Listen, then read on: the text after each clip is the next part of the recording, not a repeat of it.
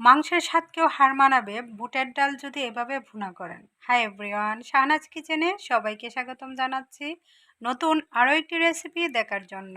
আশা করছি যে যেখান থেকে আমার রেসিপিটা দেখছেন সবাই অনেক ভালো আছেন, সুস্থ আছেন। আজকে ডালটা মূলত রান্না করেছি রুটি দিয়ে খাওয়ার জন্য। এই ভুনা ডালটি সংরক্ষণও করা যাবে দীর্ঘদিনের জন্য ডিপ ফ্রিজে রেখে।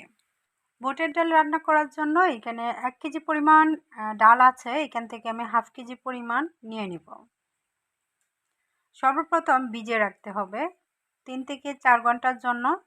হাফ কেজি পরিমাণ বুটের ডালকে আমি ভিজিয়ে রাখবো। ফুলে যখন ডবল হয়ে যাবে তখন পানি দিয়ে সিদ্ধ করব। এই বুটের ডাল শরীরের জন্য অনেক উপকার করে থাকে। বাচ্চাদের ক্ষেত্রে বিশেষ করে অনেক উপকার পাওয়া যায়। খিচুড়িতে খাওয়াতে পারেন বা এমনি ভুনা করে খাওয়াতে পারেন। এই বুটের ডাল দিয়ে অনেকভাবে অনেক কিছু করে খাওয়া যায়। যেমন অনেকে আছে এটা দিয়ে লাড্ডু তৈরি করে, আবার এটা দিয়ে সন্দেশের মতো তৈরি করে খাওয়া যায়, আবার নকশি পিঠাও তৈরি করে খাওয়া যায়। যেভাবেই খান না কেন এই ডালটা রান্না করলে বা রেসিপি করে খেলে অনেক অনেক অসাধারণ লাগে। আজকে আমি রুটি দিয়ে খাওয়ার জন্য ডাল ভুনা করব। অনেক সময় রেস্টুরেন্টে দেখবেন আলু ভাজির সঙ্গে বা সবজির সঙ্গে এরকম বুট দিয়ে থাকে, সিদ্ধ করে বা ভুনার সাথে দিয়ে থাকে। সেটা খেতে কিন্তু অসাধারণ স্বাদ লাগে। আজকে আমি কিছুই দিচ্ছি না, জাস্ট এটাকে ভিজিয়ে রেখে তারপর ভুনা করে নেব।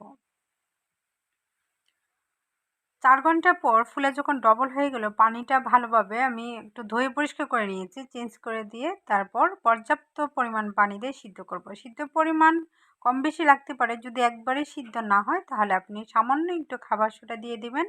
দেখবেন 2 মিনিটের ভিতরে একবারে সবগুলি গলে গিয়েছে। তো এতটা গলাতে চাচ্ছি না, আমি 80% এটাকে সিদ্ধ করে নেব। স্বাদ মতো অবশ্যই সিদ্ধর সময় লবণ দিয়ে দিবেন, তাহলে ডালটা ভিতর পর্যন্ত লবণটা পচবে আর খেতে অনেক ভালো লাগবে। 10 থেকে 15 মিনিট হাই ফ্লেমে আমি দিয়ে তারপর সিদ্ধ করে নিয়েছি।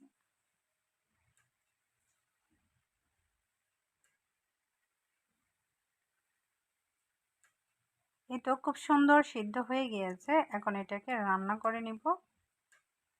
রান্না কম বেশি সকলেই পারে। আজকে আমি ডাল বোনাটা আমি আমার মতো করে রান্না করছি। যদি ভালো লাগে অবশ্যই আমার রেসিপিটা ফলো করবেন। এখানে ফ্লেভার জাতীয় সবগুলি মশলা নিয়ে নিচ্ছি। গরম মশলা, তেজপাতা, লং, এলাচ, দারুচিনি। মাংসের মধ্যে সাধারণত যে মশলাগুলি দিয়ে থাকি সেগুলো এখানে নিয়েছি, যেন মাংসের একটা ফ্লেভার আসে।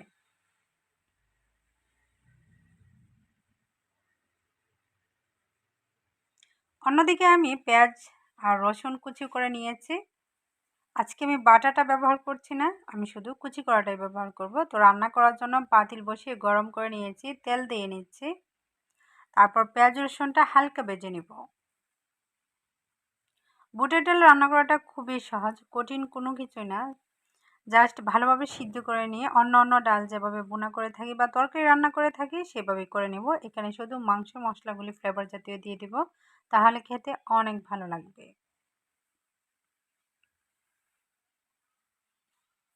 আজকের ভিডিওটি আশা করছি অনেকের কাছে ভালো লাগতে পারে। ভালো লাগলে অবশ্যই ভালো একটি কমেন্ট করবেন। বেশি ভালো লাগলে ফ্রেন্ডস ফ্যামিলিদের সাথে শেয়ার করবেন। আপনাদের একটি শেয়ার আর ভালো একটি কমেন্ট আমার কাজ করার অনেক উৎসাহ যোগায়।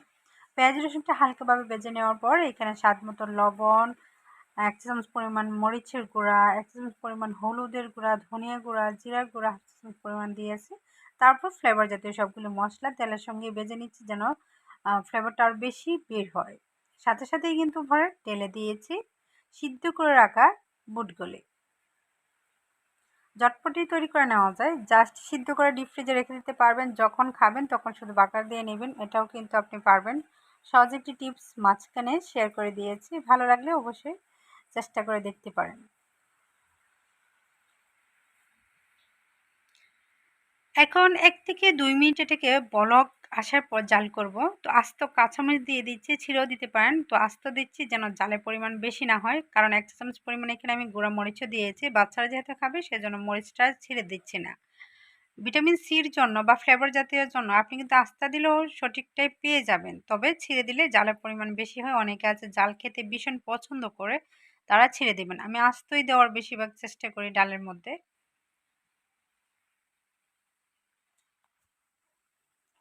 আর কিছুক্ষণ জাল করে নিয়ে কিন্তু আমি নামিয়ে নিয়েছি। পারফেক্টভাবে কিন্তু ডাল বোনা আমার কমপ্লিট। তো এটা আরও ঠান্ডা হলে ঘনত্ব বেড়ে যাবে, সেজন্য আমি এখনই নামিয়ে নিয়েছি। আর জাল দেওয়ার কোনো প্রয়োজন নেই, আগেই তো জাল দিয়ে সিদ্ধ করে মেতে মেতে করে নিয়েছি। এখন সুন্দর বোনায় কমপ্লিট। আজকের মতো এখানেই বিদায়। নতুন কোনো রেসিপিতে দেখা হবে। সবাই সুস্থ থাকবেন, ভালো থাকবেন। আল্লাহ হাফেজ।